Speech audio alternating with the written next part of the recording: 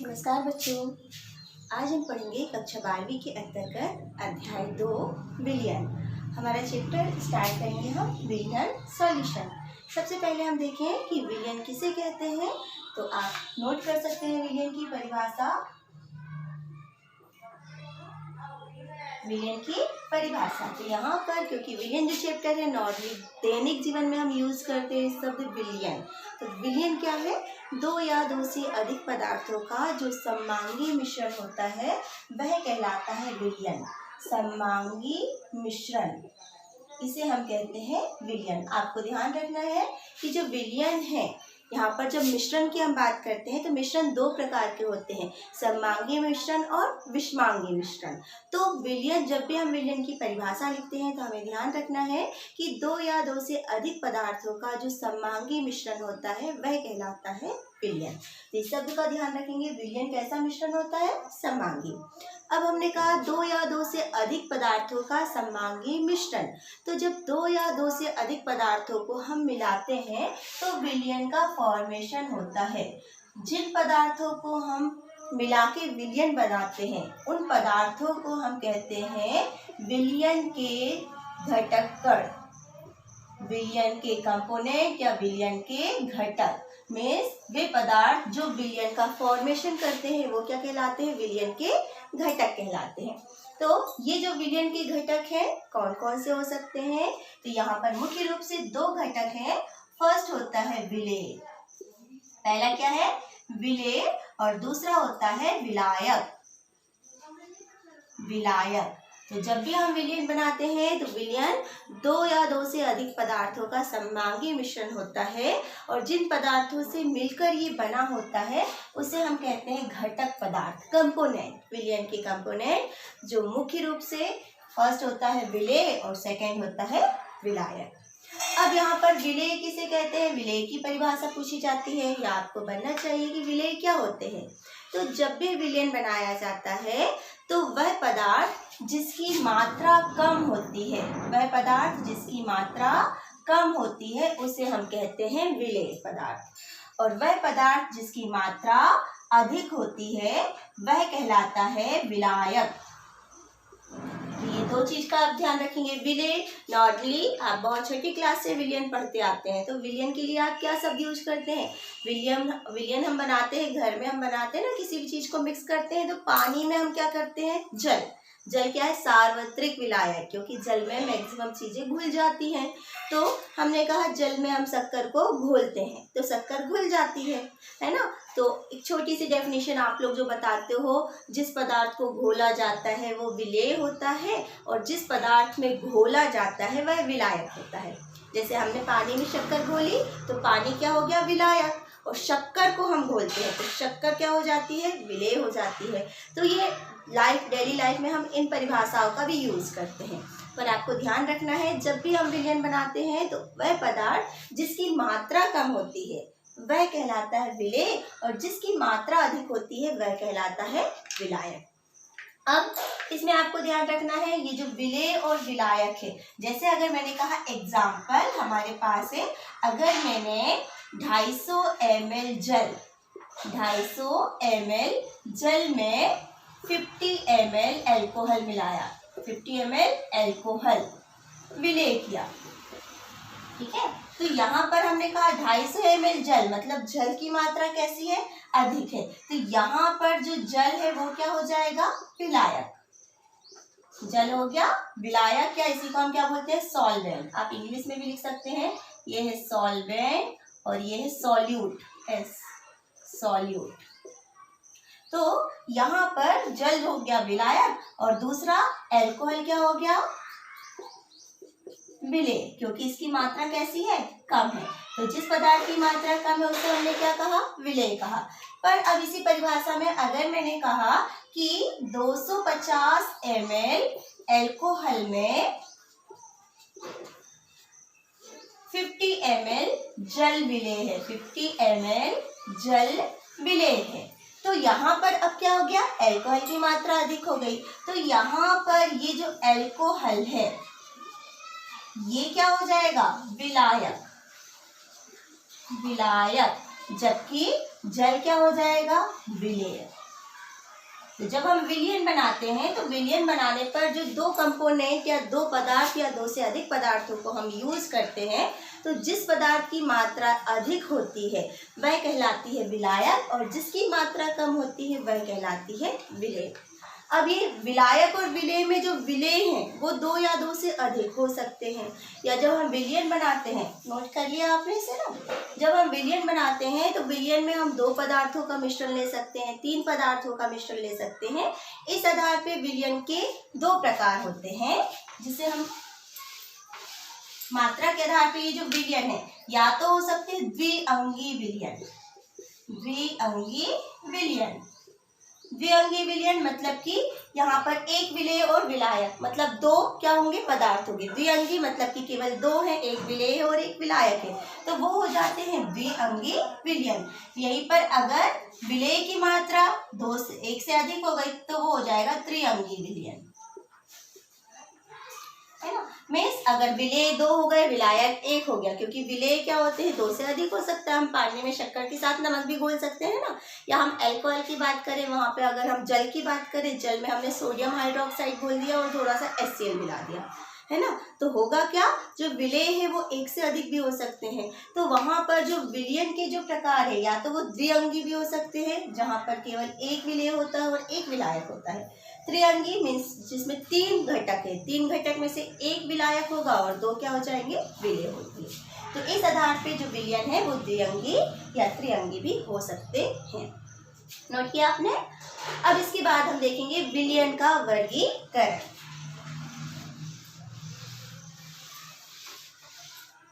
आप हेडिंग डालेंगे इसमें, विलयन का वर्गीकरण। विलयन का वर्गीकरण, विलयन का जो वर्गीकरण है वो अलग अलग बिंदुओं के आधार पे किया गया है। तो पहला हम लेंगे, आप लिख लेंगे भौतिक अवस्था के आधार पर वर्गीकरण। भौतिक अवस्था के आधार पर, भौतिक अवस्था के आधार पर। तो भौतिक अवस्था के आधार पे जो भौतिक अवस्थाएं होती है वो क्या है, ठोस, द्रव और गैस। तो जो विलयन है उसकी अवस्था के आधार पे विलयन तीन प्रकार के हो सकते हैं। फर्स्ट हम लिखते हैं, यहाँ पर आप डाल लेंगे, पहला पॉइंट है, या तो विलयन हो सकता है ठोस विलयन। फर्स्ट है ठोस विलयन, सेकेंड हो सकता है द्रव विलयन, और थर्ड यहाँ पर है गैसीय विलयन। गैसीय विलयन, ठीक है। तो यहाँ पर जो विलयन की ठोस अवस्था है, मतलब कि हम जब विलयन बना रहे हैं तो विलयन हमको किस अवस्था में, ठोस अवस्था में प्राप्त हो सकता है। तो वह विलयन जिसमें विलयन की अवस्था ठोस होती है वह ठोस विलयन होता है। वह विलयन जिसमें विलयन की अवस्था द्रव होती है वह द्रव विलयन होता है। और वह विलयन जिसमें विलयन की अवस्था गैसीय होती है तो वो क्या हो जाएगा, गैसीय विलयन।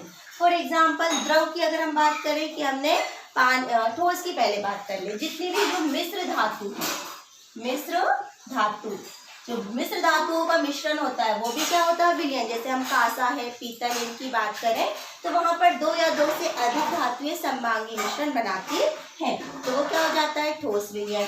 दूसरा हमारे पास है द्रव विलयन। तो द्रव विलयन मीन्स जहाँ पर जैसे हमने कहा पानी में हमने शक्कर को घोल दिया ना, तो वो विलयन किस रूप में होता है, द्रव के रूप में होता है, वो हो जाएगा द्रव विलयन। गैसीय विलयन, अगर हमने नाइट्रोजन और हाइड्रोजन गैस दोनों को मिक्स कर दिया तो वो क्या हो जाएगा, गैसीय विलयन। तो यहाँ पर भौतिक अवस्था के आधार पर जो विलयन है वो ठोस विलयन, द्रव विलयन या गैसीय विलयन हो सकते हैं। सेकेंड हमारे पास जो क्लासिफिकेशन है, आप इसे नोट कर लें पहले।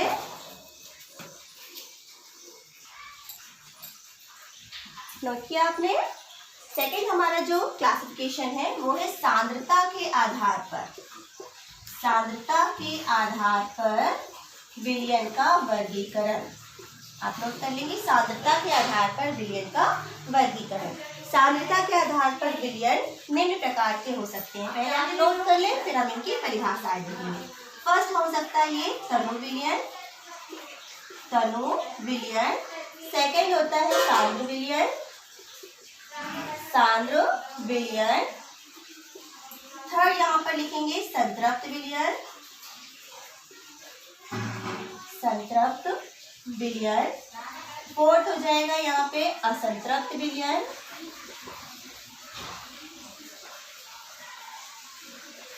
और फिफ्थ है यहाँ पर अति संतृप्त विलयन, अति संतृप्त विलयन। तो ये सांद्रता के आधार पर विलयन इतने प्रकार के होते हैं: तनु विलयन, सांद्र विलयन, संतृप्त विलयन, असंतृप्त विलयन और अति संतृप्त विलयन। तो इनकी डेफिनेशन हम आगे देखेंगे। जब तक आप इतनी चीजों को नोट कीजिए वीडियो को देख के ध्यान से।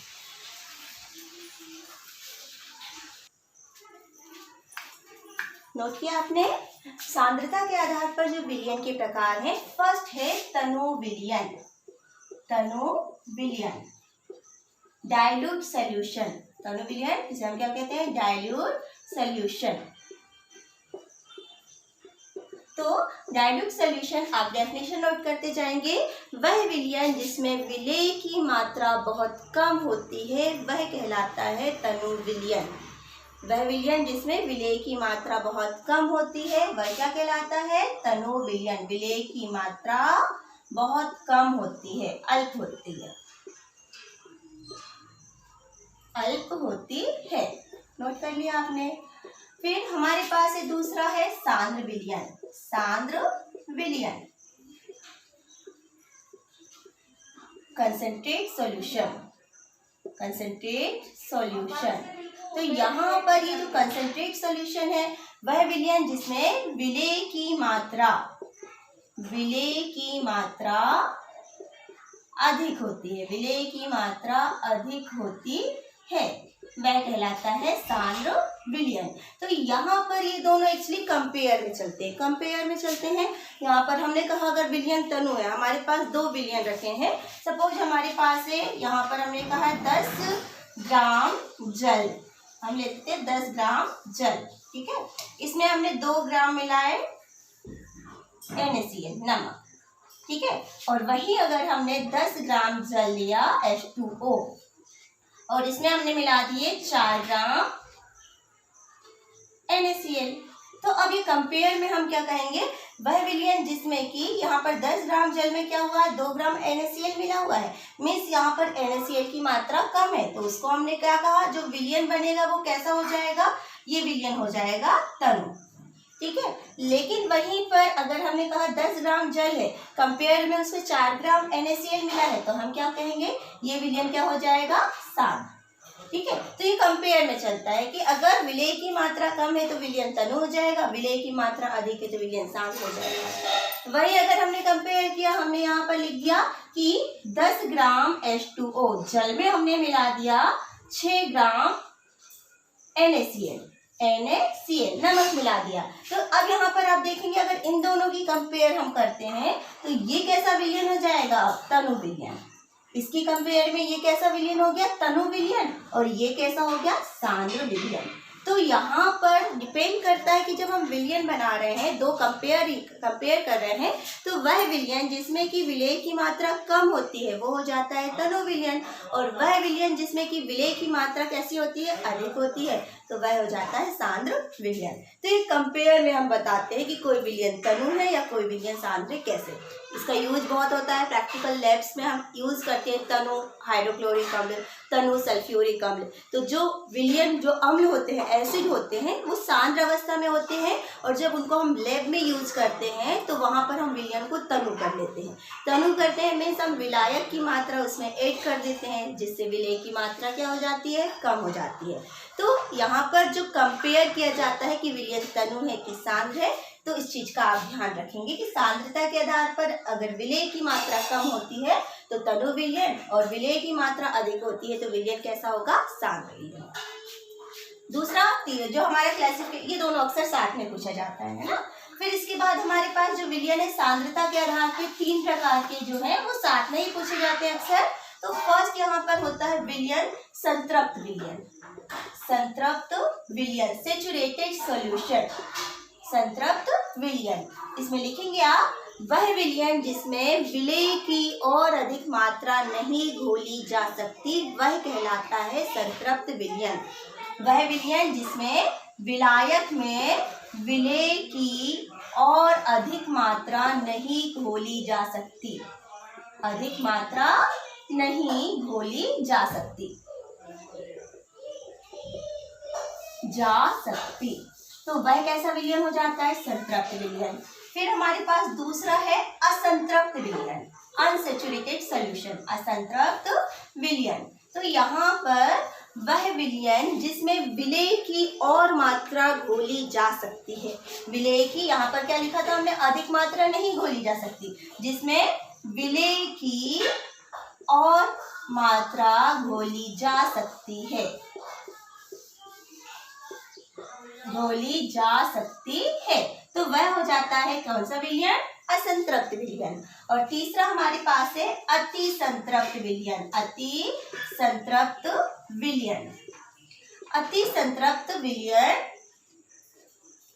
अति संतृप्त विलयन वह विलयन जिसमें विलेय की मात्रा, आप नोट करते जाएंगे इसे, विलेय की मात्रा संतृप्त मात्रा से अधिक होती है। संतृप्त विलयन की मात्रा से अधिक होती है, विलयन की मात्रा से अधिक होती है। तो यहाँ पर ये तीन प्रकार के विलयन है, तीनों अक्सर परिभाषा साथ में आती है। तो यहाँ पर संतृप्त विलयन वह विलयन जिसमें विलेय की और अधिक मात्रा नहीं घोली जा सकती, उसे हम संतृप्त विलयन कहते हैं। वह विलयन जिसमें विलेय की और मात्रा घोली जा सकती है, वह हो जाता है असंतृप्त विलयन। और वह विलयन जिसमें विलेय की मात्रा संतृप्त विलयन की मात्रा से अधिक होती है। तो यहाँ पर ध्यान रखेंगे, संतृप्त विलयन की मात्रा से अधिक कैसे होगी? क्योंकि संतृप्त में तो और अधिक मात्रा नहीं घोल सकते। तो यहाँ पर जब हम विलयन को गर्म करते हैं तो गर्म करने पे विलेय की और अधिक मात्रा घुलती जाती है, तो वह जो विलयन होता है वो होता है अति संतृप्त विलयन। हम लोग घरों में अक्सर चाशनी बनाते हैं, तो क्या करते हैं, जो शक्कर है उसको पानी में घोलते जाते हैं, घोलते जाएंगे तो वो क्या होगी?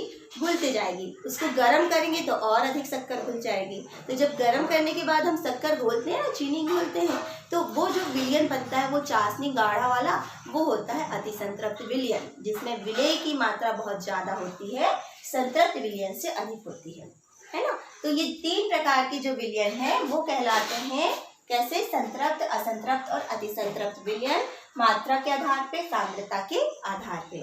तो आप इन्हें नोट कर लें, ये तीनों संतृप्त, असंतृप्त, अति संतृप्त एग्जाम में पूछे भी जाते हैं। ठीक है, तो आप वीडियो को देखिए और जो संबंधित क्वेश्चन हैं उनको कॉपी में नोट करें। Thank you.